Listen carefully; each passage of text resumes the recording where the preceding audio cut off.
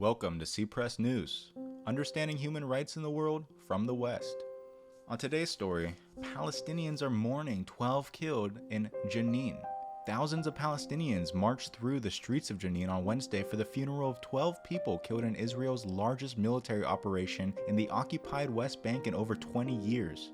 Jenin, established in 1953, is a refugee camp home to about 24,000 residents in the northern region of the West Bank. The IDF claims that the operation was to neutralize an underground shaft used to store explosive devices in the heart of Jenin, and that IDF soldiers located and dismantled two operational situation rooms belonging to a terrorist organization in the area. They also confiscated weapons and explosives according to the IDF. Not to mention, they also justify targeting buildings by claiming they are striking terrorist infrastructure, airstriking what it said was a militant command and control center to dismantle Jenin as a safe haven for militant. 35-year-old resident Lina Amora and her family hid from the gunfire until they heard Moss announcing the evacuation. She said, "We are all hiding in one apartment that didn't have windows, so we don't risk anyone getting hit by a bullet." 3 women and 6 children aged 1 to 9 hid horrified all day since 5 a.m. with no electricity or internet. The children cried all day to the sound of explosions.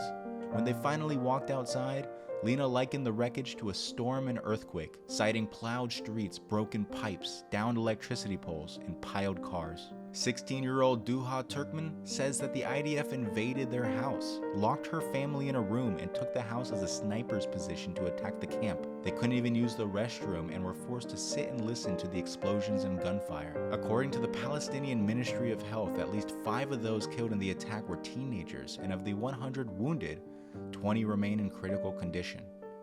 While Israel and its president, Benjamin Netanyahu, try to maintain the attack was a military operation focused on terror.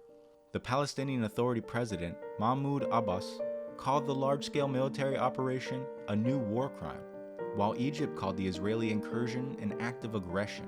The militant group Hamas called on all its cells in the West Bank and Jerusalem to strike Israel by any available means. Meanwhile, Netanyahu excused the killings of the Palestinians, likening them to terrorists perpetrating savage attacks and murdering as many children as they could find.